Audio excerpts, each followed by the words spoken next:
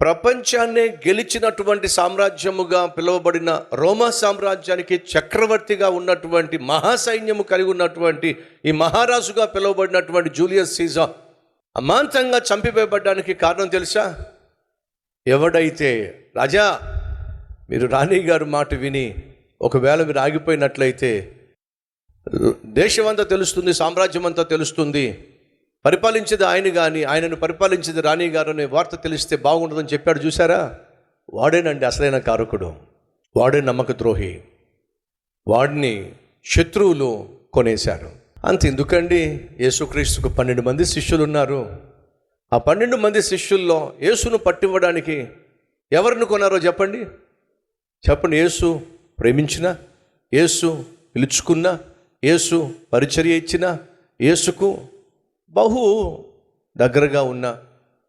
అంతేకాదండి, ఎవరికి మీరు డబ్బు సంచిస్తారు? మీ ఇంట్లో మీరు ఎవరినైతే బాగా నమ్ముతారో వాళ్ళకి డబ్బు సంచిస్తారు.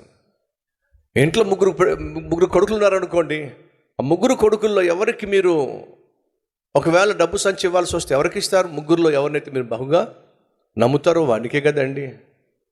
12 మంది శిష్యుల్లో మీకు తెలుసా ఎవరు యేసుక్రీస్తు యొక్క ఖజానాను ఆపరేట్ చేసేవాళ్ళు తెలుసా అండి? ఫైనాన్స్ డిపార్ట్మెంట్ను చూసుకుంది ఎవరో తెలుసా? యూదా ఇస్కరియోతు. అనగా యేసు యూదాను బహుగా నమ్మాడండి.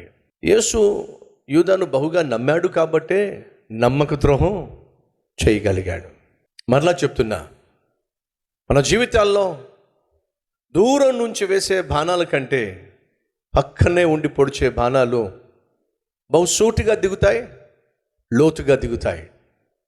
కాబట్టి సహోదరులు, దూరం నుంచి వచ్చేటటువంటి విమర్శల కంటే, దూరం నుంచి వచ్చేటటువంటి నిందల కంటే, మళ్ళా జ్ఞాపకం చేస్తున్నా, నువ్వు బహుగా ప్రేమించే వాళ్ళ ద్వారా వచ్చే గాయాలు, నిన్ను బహుగా ప్రేమిస్తున్నాను అని చెప్పేటటువంటి వాళ్ళు చేసేటటువంటి గాయాలు బహు లోతుగా దిగుతాయి.